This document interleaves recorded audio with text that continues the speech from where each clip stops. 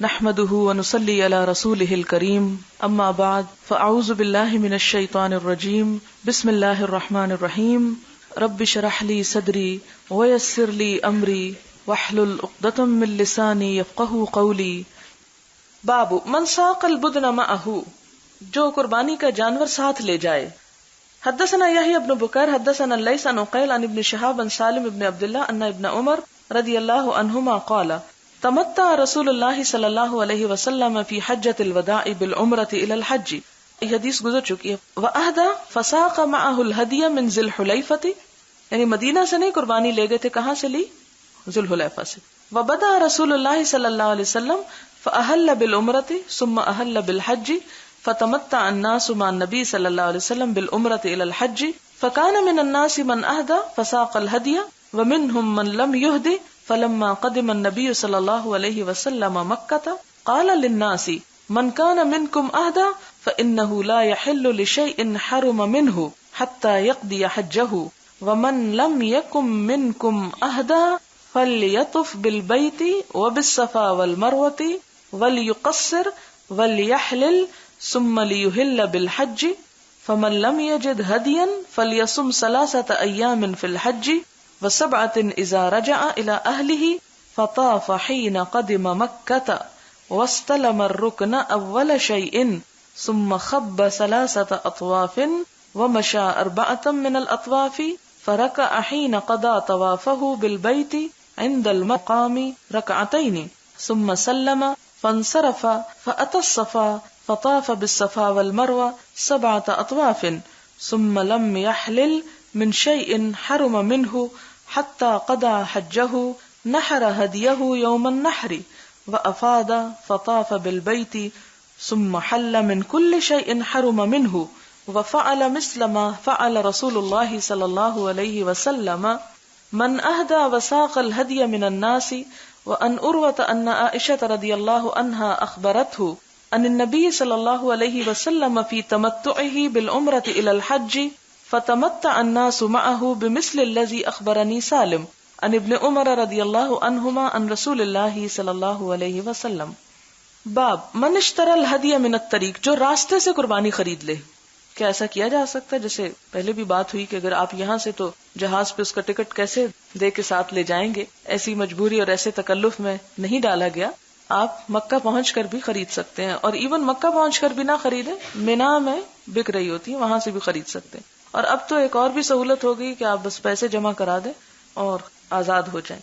حدثنا ابو النعمان حدثنا حماد عن ایوب عن نافع قال قال عبد الله بن عمر رضی اللہ عنہم لابیہ، حضرت عبداللہ بن عمر، یہ حضرت عمر کے پوتے ہیں، حضرت عبداللہ بن عمر کے بیٹے، انہوں نے اپنے باپ سے کہا اقم، اس سال حج کو نہ جاؤ، اقم یعنی ٹھہرے رہو، فانی لا آمنها، مجھے اس بات سے ڈر لگتا ہے ان ستصد عن البیت، کہ تم بیت اللہ سے روک دیے جاؤ گے۔ گزر چکی حدیث، ذرا الفاظ مختلف۔ فقال اذن افعل كما فعل رسول اللہ صلی اللہ علیہ وسلم، کہنے لگے پھر میں وہی کر لوں گا جو آپ صلی اللہ علیہ وسلم نے کیا۔ وقد قال اللہ، اور اللہ تعالیٰ کا فرمان ہے، لقد كان لكم في رسول اللہ اسوۃ حسنہ، کہ رسول اللہ صلی اللہ علیہ وسلم کی زندگی میں تمہارے لیے بہترین نمونہ ہے۔ فانا اشہدکم، تو میں تم کو گواہ بناتا ہوں، انی قد اوجبت علی نفس العمرۃ، کہ میں نے اپنے آپ پر عمرہ لازم کر لیا۔ فاحل بالعمرۃ، تو انہوں نے احرام پہنا عمرے کا۔ قال، وہ کہتے ہیں ثم خرج، پھر نکلے، حتی اذا کان بالبیداء احل بالحج والعمرہ، کہ جب بیداء کے مقام پر پہنچے تو حج اور عمرے کا احرام پہنا۔ وقال ما شأن الحج والعمرۃ الا واحد، اور کہنے لگے کہ حج اور عمرہ دونوں کی حالت ایک ہی ہے، یعنی ایک ہی طرح کا احرام پہنا جاتا ہے دونوں کے لیے۔ ثم اشترى الهدی، پھر انہوں نے قربانی خرید لی، من قدید کے مقام سے۔ ثم قدم، پھر وہ آئے، فطاف لہما طوافا واحدا، تو حج اور عمرے دونوں کے لیے ایک ہی طواف کیا۔ فلم یحل، احرام نہیں کھولا، حتی حل منہما جمیعا، یہاں تک کہ دونوں مناسک پورے کر لیے، یعنی حج اور عمرہ دونوں کر لیے، پھر احرام کھولا۔ باب من اشعر وقلد بذی الحلیفہ ثم احرم، من اشعر، جو اشعار کرے، اشعار شاعر اللہ کا لفظ آپ پڑھ چکے نا۔ اشعار کا معنی ہے نشان لگانا، نشان زدہ کرنا، یعنی قربانی کے جانور کو نشان لگانا۔ وقلد، اور اس کو ہار پہنانا، بذل حلیفہ، ذل حلیفہ سے، یعنی کہاں سے جانوروں کو ہدی شمار کرنا چاہیے؟ جب میقات شروع ہو جائے، یہ مراد ہے۔ ثم احرم، پھر احرام باندھے، یعنی پہلے یہ کر لے پھر احرام پہن لے. وقال نافع، اور نافع کہتے ہیں کان ابن عمر رضی اللہ عنہما، کہ ابن عمر رضی اللہ تعالی عنہ اذا اہدى، جب قربانی لائے، زمن الحدیبیہ، حدیبیہ کے زمانے میں، قلدہ، اس کو ہار پہنایا، واشعر، اور نشان لگایا، بذی الحلیفۃ، ذو الحلیفہ میں آ کر، ویطعن فی شق صنامہ، اور یطعن کا مطلب ہوتا ہے چیرا دینا یا نوک لگانا، تانا بھی اسی سے ہے. فی شق صنامہ، اس کی کوہان کے جانب، الایمن، دائیں جانب، یعنی کوہان کی دائیں طرف سے. کوہان کہاں ہوتی ہے اونٹ کی؟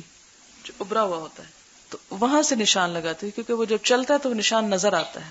اور یہ نشان کس سے لگایا؟ بالشفرۃ، چھری کے ساتھ. ووجہھا قبل القبلۃ، اور اس کا چہرہ کس طرف تھا؟ قبلے کی جانب.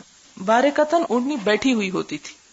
اچھا یہاں میں ایک اور بات بتا دوں، جس طرح انسانوں کو پچھنے لگواتے ہیں نا، اور وہ چیرا دے کے خون نکالتے ہیں، تو یہ علاج کا ایک طریقہ ہوتا ہے. جیسے پیچھے بھی آپ کو میں بتا چکی ہوں، پچھنے لگوانا اور جونکے لگوانا اور سینگنی لگوانا، یہ بہت سے نام ہیں اس کے لیے، فسد کھلوانا. تو یہ جس طرح انسانوں کا ہوتا ہے اسی طرح جانوروں کے ساتھ ہوتا ہے. تو وہ چھری سے خون بھی نکالتے تھے، تو وہ ایسا نہیں کہ کہیں سے بھی کاٹ دیا، وہ خاص اینگل سے کاٹتے ہیں کہ جس کے کٹنے کے بعد، جیسے انجیکشن لگتا ہے تو اس میں تھوڑی دیر سکن میں اگر تکلیف ہوتی ہے اور اس کے بعد وہ ختم ہو جاتی ہے. تو یہ ایک طریقہ تھا، اور عبداللہ بن عمر جو ہیں وہ بھی اس طریقے کی پیروی کیا کرتے تھے. حدثنا احمد بن محمد اخبرنا معمر عن الزہری عن عروۃ بن زبیر عن المسور بن مخرمہ ومروان قال خرج النبی صلی اللہ علیہ وسلم من المدینہ، نبی صلی اللہ علیہ وسلم مدینہ سے نکلے، فی بضع عشرۃ مئۃ من اصحابہ، اپنے کئی سو ساتھیوں کے ساتھ. عشرہ تو 10 ہو گیا، اور بضع یعنی 10 سے اوپر، یعنی 100 سے کچھ اوپر، تقریباً یہ 1400 لوگ تھے. حتی اذا کانوا بذی الحلیفہ، یہاں تک کہ جب وہ ذو الحلیفہ کے مقام پر آئے، قلد النبی صلی اللہ علیہ وسلم، تو نبی صلی اللہ علیہ وسلم نے ہار پہنایا کس کو؟ الہدیہ، قربانی کے جانوروں کو، واشعر، اور اشعار کیا، واحرم بالعمرۃ، اور عمرے کا احرام باندھا. حدثنا ابو نعیم حدثنا افلح عن القاسم عن عائشہ رضی اللہ عنہا قالت فتلت، میں نے بٹے، فتیلہ کہتے ہیں بتی کو. آپ نے یہ کینڈل تو دیکھی ہوگی، اگر کچھ اور نہیں تو کینڈل کے اندر ایک وہ جو دھاگا ہوتا ہے، وہ دھاگا کس قسم کا ہوتا ہے؟ یعنی لپٹا ہوا، بٹا ہوا دھاگا ہوتا ہے. اسی طرح آپ نے لیمپ دیکھا ہوگا، لیمپ کے اندر بھی جو بتی ہوتی ہے. اسی طرح رسی آپ نے دیکھی ہوگی، تو فتیلہ رسی کو کہتے ہیں.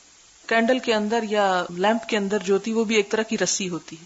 تو فتلہ کا مطلب ہوتا ہے رسی بٹنا.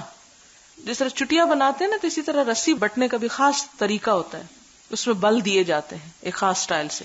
فتلتو، میں نے بٹی، قلائد، ہار، بٹے ہار، بدل نبی صلی اللہ علیہ وسلم، نبی صلی اللہ علیہ وسلم کے جانور کے، یعنی اونٹ وغیرہ کے. حضرت عائشہ نے خود بٹ کے دی. بیدیہ، اپنے ہاتھوں سے. ثم قلدھا، پھر آپ نے اس کو ان کے گلے میں ڈالا. واشعرھا، اور ان کو اشعار کیا. واہداھا، اور انہیں روانہ کیا. وما حرم علیہ شیء کان احل لہ، آپ صلی اللہ علیہ وسلم نے کسی بھی ایسی چیز سے جو حلال تھی اس سے پرہیز نہیں کیا، اس کو اپنے اوپر حرام نہیں کیا. یعنی آپ خود مدینہ میں رہے اور قربانی کے اونٹوں کے گلے میں ہار ڈال کر اور اشعار کر کے انہیں مکہ بھیج دیا. یعنی دونوں ہی طریقے ٹھیک ہیں کہ قلادہ پہنانا اور اشعار، یہ میقات پر پہنچ کر بھی کیا جا سکتا اور روانہ ہوتے وقت بھی. یعنی اگر اشعار حرام ہوتا تو آپ کبھی ایسا نہ کرتے، یا قلادہ پہنانا منع ہوتا تو آپ ایسا نہ کرتے. لیکن آپ نے سب ایسے کام کیے کہ جو درست تھے، اور کسی بھی درست کام کو اپنی مرضی سے ناپسندیدہ قرار نہیں دیا. یہاں ایک اور بات یاد رہے کہ اشعار کا معنی آپ نے دیکھ لیا، اور یہ اون کی رسی سے بٹ کے ہار بنانا. جو تقلید ہوتی ہے وہ اور ہوتی، تقلید کہتے ہیں جوتیوں کا ہار پہنانا. جی ہاں، یہ جو قلادہ کا لفظ ہے نا، یہ خاص طور پر جوتوں کے ہار کے لیے استعمال ہوتا ہے. یہ نہیں کہ 10-12 جوتے ڈال دیے جائیں، سے 1 یا 2 بھی کافی ہوتا ہے. یہ اصل میں ایک نشان تھا اور جاہلیت کے دور سے چلا آ رہا تھا، اور اس کو منع نہیں کیا گیا. یہ آپ دیکھیں کہ شاعر اللہ کی جو تعظیم ہے وہ تو لازم ہے، لیکن اب آپ سوچیں گے کہ اس جوتے کا ہار تو ایک رسوائی کی بات ہے، لیکن وہ چونکہ نشان کے طور پر تھا اس لیے اس کو ایسا ہی رہنا دیا گیا. ایک نشان جب عام ہو جاتا ہے تو وہ نشان خواہ بظاہر درست نہ بھی ہو یا اس میں کوئی بہت بڑی قباحت نہ ہو، چونکہ وہ ایک معروف نشان تھا سب عربوں کے درمیان، تو اس کو اسی طرح رہنے دیا گیا. کیونکہ ہدی کے جانوروں کو پھر وہ لوٹتے نہیں تھے. آپ کو یہ تو معلوم ہے نا کہ عربوں کے ہاں لوٹ مار بہت ہوتی تھی، یہ قلادے پہنائے بھی اسی لیے جاتے تھے کہ لوٹ مار نہ ہو. اسی سے آپ دیکھیں کہ ہمارے ہاں بھی لفظ تقلید استعمال ہوتا ہے، تو یہ بھی اسی سے ہی ہے، یعنی اس کا اصل جو ہے قاف لام دال کا یہی ہے. یہ لفظ اصل میں مشہور ہوا ہے، ایک اتباع سنت اور ایک اتباع کا بھی مطلب ہوتا ہے کسی کے فٹ سٹیپس کے پیچھے چلنا. تبع کا مطلب ہوتا ہے کہ جیسے کوئی چل کے گیا ہے تو جس رستے پہ اس نے قدم رکھے انہی نشانوں پر قدم رکھتے ہوئے جانا، یعنی اس کو پوری طرح فالو کرنا، سٹیپ بائی سٹیپ فالو کرنا، چھوٹی چھوٹی چیز میں بھی فالو کرنا. اور ایک تقلید ہے. ہمارے ہاں عموماً اس پہ بہت لے دے ہوتی رہتی ہے اور لوگ اس میں بہت بحث وغیرہ بھی کرتے رہتے ہیں کہ تقلید کرنی چاہیے یا نہیں کرنی چاہیے. تو تقلید کا عموماً معنی جو ہوتا ہے ہمارے ہاں وہ یہ کہ کسی ایک امام کا آپ دامن پکڑ لیں اور جو وہ کہے وہ آپ کریں، لیکن اصل یہی ہے. آج کل تو اب یہ ہے کہ سفر میں ساتھ لے جانے کا رواج ہی ختم ہو گیا ہے، ایک طرح سے اب نہیں ڈالے جاتے. اب وہاں پر جیسے وہ یہاں بھی آپ نے دیکھا ہوگا نا، عید کے موقع پہ ان کے اوپر مہندی یا کلر یا اس طرح کی کوئی چیزیں لگا دیتے ہیں نشان کے طور پر. اصل میں یہ علاقوں کی لوکل رسمیں بھی ہوتی ہیں نا. آپ دیکھیں کہ جس طرح آپ بکروں کو پھولوں کے ہار ڈالتے ہیں یا مہندی سے اس کے اوپر عید مبارک لکھتے ہیں یا کوئی اور اس طرح کی چیزیں، تو یہ ہمارا ایک لوکل کلچر ہے. عربوں کا کچھ اور کلچر تھا. تو اس میں اصل چیز جو تھی وہ یہ کہ اس زمانے میں خصوصی طور پر آپ صلی اللہ علیہ وسلم کا جو حج تھا، حجۃ الوداع جس کو کہتے ہیں، وہی ایسا حج تھا جس میں ہر طرح کے شرک اور کفر سے پاک ہو گیا تھا حرم. لیکن اس سے پہلے جتنے بھی حج تھے اس میں مسلمان بھی تھے آس پاس رہنے والے اور غیر مسلم قبائل بھی تھے.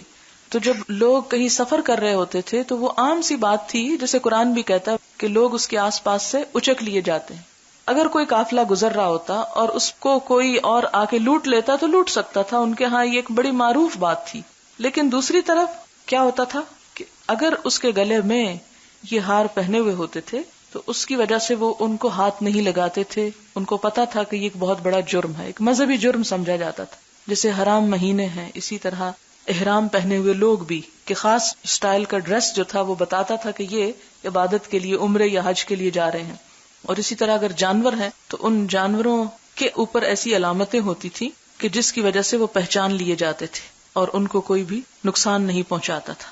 اور چونکہ ان کے ہاں مشہور یہی تھا، یعنی جوتا پہنا کے لے جانا، تو اس کو ختم نہیں کیا گیا. ہو سکتا ہے کہ کوئی اور ایسی چیز وہاں پر اویلیبل ہی نہ ہو، اور اگر آپ صلی اللہ علیہ وسلم اس کو فوری طور پر بدلتے بھی مثال کے طور پر، تو آپ دیکھیں کہ لوگ پھر بھی اس کو پہچانتے نہ. اب آپ یہ کہیں کہ جی جوتا پہنانا بری بات ہے، لیکن جوتا اتار کے اگر آپ کچھ اور پہنا رہے ہیں اور اس جانور کو نقصان پہنچ رہا ہے تو یہ بڑی بات ہے یا یہ بات؟ تو اس لیے اس کو اسی طرح رہنے دیا گیا. باب فتل القلائد للبدن والبقر، اونٹ اور گائے کے لیے قلادوں کا ہار بنانا، ہار بٹنا. حدثنا مسدد حدثنا یحییٰ عن عبید اللہ قال اخبرنی نافع عن ابن عمر عن حفصہ رضی اللہ عنہم قالت قلت یا رسول اللہ ما شأن الناس حلوا. حضرت حفصہ کہتی ہیں میں نے نبی صلی اللہ علیہ وسلم سے عرض کیا کہ لوگوں کا کیا حال ہے کہ وہ حلال ہو گئے ہیں. ولم تحلل انت، اور آپ نے احرام نہیں کھولا. قال انی لبت رأسی، آپ نے فرمایا میں نے اپنے بالوں کو جما لیا. وقلدت ہدی، اور میں نے اپنے قربانی کے اونٹ کو ہار پہنا دیا. فلا احل حتی احل من الحج، تو میں حلال نہیں ہوں گا یہاں تک کہ حج کا احرام کھولوں، یعنی حج سے حلال ہو جاؤں، یعنی عمرے کے بعد نہیں بلکہ سارے مناسک کے بعد حلال ہوں گا. حدثنا عبداللہ ابن یوسف حدثنا اللیث حدثنا ابن شہاب ان عروہ ان امرۃ بنت عبد الرحمن ان عائشہ رضی اللہ عنہا قالت کان رسول اللہ صلی اللہ علیہ وسلم، کہ نبی صلی اللہ علیہ وسلم یہدی من المدینہ، ہدی لاتے تھے مدینہ سے. فافتل، تو میں بٹتی تھی قلائد ہار ہدی ہی آپ کی قربانی کے جانور کے. ثم لا یجتنب شیئا، پھر نہ پرہیز کرتے تھے کسی چیز سے، مما یجتنبہ المحرم، جس سے ایک محرم پرہیز کرتا ہے. یعنی جب تک انسان احرام نہ پہن لے تو خواہ قربانی کے گلے میں ہار ڈال بھی لے تو محرم نہیں ہوتا. یعنی احرام کی علامت قربانی کے گلے کا ہار نہیں ہے، انسان کا اپنا احرام پہننا ہے. ٹھیک ہے. باب اشعار البدن. وقال عروۃ عن المسور رضی اللہ عنہ قلد النبی صلی اللہ علیہ وسلم الہدی واشعرہ واحرم بالعمرۃ. قربانی کے اونٹوں کا اشعار کرنا، اور عروہ کہتے ہیں مسور رضی اللہ تعالیٰ عنہ سے کہ نبی صلی اللہ علیہ وسلم نے ہار پہنائے الہدیہ، ہدی کو، واشعرہ، اور اس کو اشعار کیا، واحرم بالعمرۃ، اور عمرے کا احرام باندھا. حدثنا عبداللہ بن مسلمہ حدثنا افلح بن حمید عن القاسم عن عائشہ رضی اللہ عنہا قالت فتلت قلائد هدي النبي صلی اللہ علیہ وسلم ثم اشعرها وقلدها او قلدتها ثم بعث بها الى البيت واقام بالمدینة، یعنی قربانی کے جانور مکہ کی طرف روانہ کر دیے اور خود مدینہ میں ہی رہے. فما حرم علیہ شیء کان له حل، تو آپ نے کسی ایسی چیز سے پرہیز نہیں کیا جس سے کوئی محرم پرہیز کرتا ہے. یعنی اگر کوئی شخص خود حج کرنے نہیں جا رہا، صرف قربانی کا جانور مکہ بھیج رہا ہے، تو اس سے وہ محرم نہیں بن جاتا، یعنی حالت احرام میں نہیں آ جاتا، اس پر وہ پابندیاں عائد نہیں ہوتی جو ایک محرم پر ہوتی. یعنی گھر میں قربانی کا جانور آنے سے گھر سارا احرام میں نہیں آ جاتا. باب من قلد القلائد بیدہ، جس نے اپنے ہاتھ سے وہ قلادے بٹ لیے. حدثنا عبداللہ بن یوسف اخبرنا مالک عن عبداللہ بن ابی بکر بن عمرو بن حزم عن امرۃ بنت عبد الرحمن انها اخبرته ان زیاد بن ابی سفیان كتب الى عائشہ رضی اللہ عنہا ان عبداللہ بن عباس رضی اللہ عنہما قال من اہدى هدیا حرم علیہ ما يحرم علی الحاج. عبداللہ بن عباس رضی اللہ تعالی عنہ کہتے ہیں کہ من اہدا، جس نے روانہ کر دی، ہدین قربانی، حرم علیہ حرام ہو گیا اس پر، ما یحرم علی الحاج جو حرام ہو گیا حاجی پر، حتی ینہر ہدیہ یہاں تک کہ قربان کر دے اپنی قربانی کو. قالت امرہ کہتی ہیں فقالت عائشہ، حضرت عائشہ نے کہا رضی اللہ عنہا، لیس کما قال ابن عباس رضی اللہ عنہ، بات یہ نہیں جو ابن عباس کہہ رہے ہیں، یعنی انہوں نے ان کی بات کی مخالفت کی. فتلت قلائد ہدی رسول اللہ صلی اللہ علیہ وسلم، میں نے خود بٹے تھے حضور صلی اللہ علیہ وسلم کی ہدی کے قلادے، بیدیہ اپنے ہاتھوں سے، ثم قلدها رسول اللہ صلی اللہ علیہ وسلم بیدیہ، پھر آپ صلی اللہ علیہ وسلم نے اپنے ہاتھوں سے ان کو پہنایا، ثم بعث بها مع ابی، پھر ان کو میرے باپ کے ساتھ روانہ کر دیا، یعنی حضرت ابوبکر جب 9 ہجری میں حج کو گئے ہیں. فلم یحرم علی رسول اللہ صلی اللہ علیہ وسلم شیء، تو نبی صلی اللہ علیہ وسلم پر کوئی چیز حرام نہ ہوئی، احلہ اللہ، جسے اللہ نے حلال کیا، حتی نہر الہدیہ، یہاں تک کہ جانور کاٹے گئے. مطلب یہ ہے حضرت عائشہ کی اس بات کا کہ اگر کوئی شخص خود حج کو نہیں گیا اور صرف قربانی کا جانور بھیج دیا ہے کہ وہاں قربانی کر دی جائے، اب بھی لوگ ایسے کرتے ہیں نا، خود نہیں جاتے، کسی کو پیسے دے دیتے ہیں کہ مینا میں میرے حصے کی بھی قربانی کر دی جائے. ٹھیک ہے، اب آپ دیکھیں کہ کیا جس نے قربانی بھیجی وہ گھر میں بیٹھے بیٹھے بھی احرام میں ہوگا؟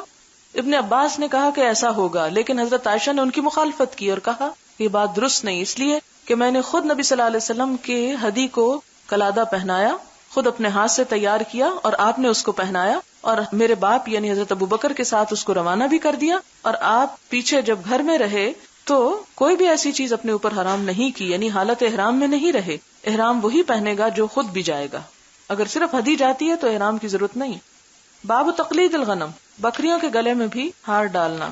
حدثنا ابو نعیم حدثنا الاعمش عن ابراہیم عن الاسود عن عائشہ رضی اللہ عنہا قالت اہدى النبی صلی اللہ علیہ وسلم مرۃ غنم، کہ نبی صلی اللہ علیہ وسلم نے ایک دفعہ بکریاں بھی بھیجی، کس کے لیے؟ ہدی کے طور پر. حدثنا ابو النعمان حدثنا عبد الواحد حدثنا الاعمش حدثنا ابراہیم عن الاسود عن عائشہ رضی اللہ عنہا قالت كنت افتل القلائد للنبی صلی اللہ علیہ وسلم فيقلد الغنم ويقيم في اهله حلالا. حضرت عائشہ رضی اللہ تعالیٰ عنہ کہتی ہیں کہ کنت افتل، میں بٹتی تھی، القلائد قلادے، للنبی صلی اللہ علیہ وسلم، آپ صلی اللہ علیہ وسلم کے لیے، فیقلد، تو آپ پہناتے تھے، الغنم، بکریوں کو، ویقیم فی اہلہ حلالا، اور آپ اپنے گھر والوں کے درمیان حلال ہی رہتے تھے، یعنی احرام کی حالت میں نہیں ہوتے تھے. حدثنا ابو النعمان حدثنا حماد حدثنا منصور بن المعتمر حدثنا محمد بن کثیر اخبرنا سفیان عن منصور عن ابراہیم عن عائشہ رضی اللہ عنہا قالت کنت افتل قلائد الغنم للنبی صلی اللہ علیہ وسلم فیبعث بها ثم یمکث حلالا، کہ آپ صلی اللہ علیہ وسلم قلادے بھیج دیتے تھے اور خود احرام کے بغیر ہوتے تھے. حدثنا ابو نعیم حدثنا زکریا عن عامر عن مسروق عن عائشہ رضی اللہ عنہا قالت فتلت لهدی النبی صلی اللہ علیہ وسلم تعني القلائد قبل ان يحرم. باب القلائد من الاہن، اون کے ہار بٹنا. حدثنا عمرو بن علی حدثنا معاذ بن معاذ حدثنا ابن عون عن القاسم عن ام المؤمنین رضی اللہ عنہا قالت فتلت قلائدها من اہن كانت عندي. ام المومنین حضرت عائشہ کہتی ہیں کہ میرے پاس کچھ اون تھا جس سے میں نے حضور صلی اللہ علیہ وسلم کی ہدی کے لیے قلادے بٹے. اہن رنگی ہوئی اون کو کہتے ہیں، قرآن پاک میں آتا نا کل اہن الانفوش. باب تقلید النعل، جوتی کا ہار بنانا. حدثنا محمد اخبرنا عبد الاعلی ابن عبد الاعلی عن معمر عن یحیی بن ابی کثیر عن اکرمہ عن ابی ہریرہ رضی اللہ عنہ ان النبی اللہ صلی اللہ علیہ وسلم رأى رجلا يسوق بدنة، کہ نبی صلی اللہ علیہ وسلم نے ایک شخص کو دیکھا کہ جو ایک اونٹنی کے جانور کو لے جا رہا تھا. قال ارکبها، فرمایا اس پہ سوار ہو جاؤ. قال انها بدنة قال ارکبها قال فلقد رأيت راكبها يساير النبي صلی اللہ علیہ وسلم والنعل في عنقها. میں نے دیکھا کہ ایک اونٹ سوار نبی صلی اللہ علیہ وسلم کے ساتھ ساتھ چل رہا تھا. مسایرہ با مفاعلہ سے ہے، ساتھ ساتھ چلنا. والنعل، اور جوتی جو تھی، فی عنقها، اس کے گلے میں لٹک رہی تھی، یعنی شخص کے نہیں، اونٹ کے. تابعہ محمد بن بشار، حدثنا عثمان بن عمر اخبرنا علی بن المبارک ان یحییٰ ان اکرمہ ان ابی ہریرہ رضی اللہ عنہ ان النبی صلی اللہ علیہ وسلم باب الجلال للبدن، اونٹوں کی جھول یعنی وہ جو لٹکی ہوئی چیز ہوتی ہے. وکان ابن عمر رضی اللہ عنہما لا یشق من الجلال الا موضع السنام، عبداللہ بن عمر جو تھے نہ پھاڑتے تھے جھول کو مگر کوہان کے قریب. وَإِذَا نَحَرَهَا نَزَعَ جِلَالَهَا، اور جب ان کو قربان کرتے نہر کرتے تو ہٹا لیتے تھے اس جھول کو، مخافتا اس ڈر سے، ان یفسدها کہ اس کو خراب کر دے گا، الدم خون، ثم يتصدق بها پھر اس کو بھی خیرات کر دیتے تھے، یعنی اس جھول کو الگ خیرات کر دیتے تھے، اپنے پاس نہیں رکھتے تھے. قربانی سے پہلے اس کو ہٹا لیتے تھے تاکہ اس پہ خون نہ لگ جائے، تو اس کا مطلب اس کے اپنے اندر سے خون نہیں نکلتا ہوگا. حدثنا قبیصة حدثنا سفیان عن ابن ابی نجیح عن مجاہد عن عبد الرحمن ابن ابی لیلى عن علی رضی اللہ عنہ قال امرنی رسول اللہ صلی اللہ علیہ وسلم ان اتصدق بجلال البدن التي نحرت وبجلودها. حضرت علی کہتے ہیں کہ مجھے حکم دیا نبی صلی اللہ علیہ وسلم نے کہ میں صدقہ کر دوں جھولوں کو اونٹوں کی، التي نحرت جن کو میں نے قربان کیا، وبجلودها اور ان کی کھال کو. اس سے بتانا کیا مقصد ہے، جیسے قربانی کا بکرا ہم ذبح کرتے تو ہمیں وہ کھال بیچنی نہیں چاہیے بلکہ اس کو خیرات کر دینی چاہیے، اور قصائی کو بھی اس کا عوض نہیں دے دینا چاہیے. یعنی اگر خیرات کر رہے ہیں قصائی ہی کو تو کوئی بات نہیں، لیکن یہ نہیں کہ آپ قربانی کروانے کی جو اجرت ہے وہ کھال کی صورت میں دے دیں، وہ نہیں. باب من اشترى هديه من الطريق وقلدها، جس نے راستے میں قربانی کا جانور خریدا اور اس کو ہار پہنا دیا. حدثنا ابراہیم بن المنذر حدثنا ابو دمرہ حدثنا موسى بن عقبہ النافع قال اراد ابن عمر رضی اللہ عنہما الحج عام حجۃ الحروریۃ. ابن عمر نے ارادہ کیا حج کا، حجۃ الحروریۃ جس سال خارجیوں نے ارادہ کیا. حروری خارجیوں کو کہتے ہیں، ایک جگہ تھی حرورا جہاں کے رہنے والے تھے. فی عہد ابن زبیر کے زمانے میں رضی اللہ عنہما. فقیل له تو ان سے کہا گیا ان الناس کائن بینہم قتال، ان کے لوگوں کے درمیان جنگ ہونے کو ہے، ونخاف ان یصدوک، ہمیں ڈر ہے کہ آپ کو بھی روک دیں گے. فقال انہوں نے کہا لقد کان لکم فی رسول اللہ اسوۃ حسنہ، کہ تمہارے لیے نبی صلی اللہ علیہ وسلم کی زندگی میں بہترین نمونہ ہے. اذن اصنع کما صنع، تو میں ایسا ہی کروں گا جیسے نبی صلی اللہ علیہ وسلم نے کیا. اشہدکم انی اوجبت عمرۃ حتی کان بظاہر البیداء قال ما شأن الحج والعمرۃ الا واحد. اشہدکم انی جمعت حجۃ مع عمرۃ واہدى ہدیا مقلدا اشتراه حتى قدم فطاف بالبيت وبالصفا ولم يزد على ذلك ولم يحلل من شيء حرم منه حتى يوم النحر فحلق ونحر ورأى ان قد قضى طوافه للحج والعمرة بطوافه الاول ثم قال كذلك صنع النبي صلى الله عليه وسلم. باب ذبح الرجل البقر عن نسائه من غير امرهن. ذبح الرجل ایک شخص کا ذبح کرنا، البقرہ گائے کو، عن نسائه اپنی بیویوں کی طرف سے، من غیر امرهن ان کی اجازت یا ان کے حکم یا ان کی مرضی کے بغیر، یعنی ان کے کہے بغیر. حدثنا عبداللہ بن یوسف اخبرنا مالک ان یحیی بن سعید ان عمرة بنت عبد الرحمن قالت سمعت عائشة رضی اللہ عنہا تقول، حضرت عائشہ رضی اللہ تعالی عنہا کہتی ہیں خرجنا مع رسول اللہ صلی اللہ علیہ وسلم، ہم نبی صلی اللہ علیہ وسلم کے ساتھ نکلے، لخمس بقین من ذی القعدۃ 25 ذی القعدہ کو، لا نرى الا الحج ہم حج کے سوا اور کسی چیز کا ارادہ نہ کرتے تھے یا رکھتے تھے. فلما دنونا من مکہ پھر جب ہم قریب آئے مکہ کے، امر رسول اللہ صلی اللہ علیہ وسلم تو نبی صلی اللہ علیہ وسلم نے حکم دیا، من لم یکن معہ ہدی کہ جس کے پاس ہدی نہ ہو، اذا طاف جب طواف کر لے، وسعى بین الصفا والمروہ اور صفا اور مروہ کے درمیان سعی کر لے، ان یحل تو حلال ہو جائے.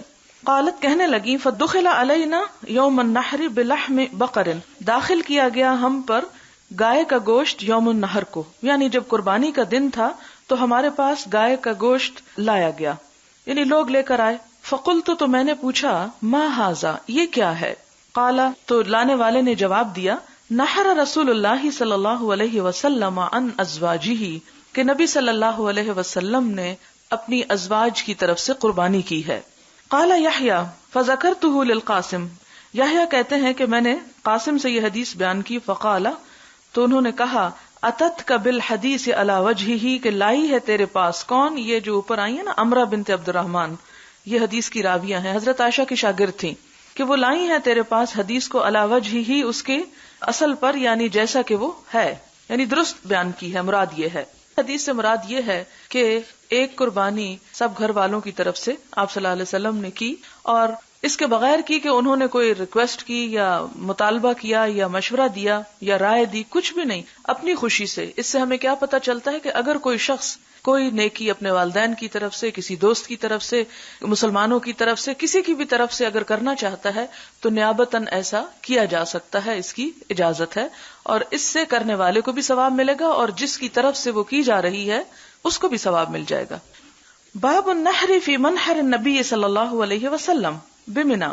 النحر قربانی کرنا، فی منحر النبی، نبی صلی اللہ علیہ وسلم کے منحر میں. منحر مفعول ہے یعنی ظرف ہے ایک طرح سے، کہ جس جگہ پر نبی صلی اللہ علیہ وسلم نے قربانی کی اسی جگہ پر قربانی کرنا، بمنا، منا کے مقام پر. اور آپ صلی اللہ علیہ وسلم کا قربانی کا مقام کون سا تھا منا میں؟ یہ مسجد خیف کے قریب تھا، جمرہ عقبہ کے اور مسجد خیف کے قریب. یعنی ویسے تو پورے منا میں قربانی کہیں پر بھی کی جا سکتی ہے، لیکن اگر انسان سنت کا اتباع کرنا چاہے اور اس خاص جگہ پر ہی کرنا چاہے تو ایسا کرنا بھی پسندیدہ ہے، افضل ہے، اور صحابہ کرام نے اس چیز کا اہتمام بھی کیا.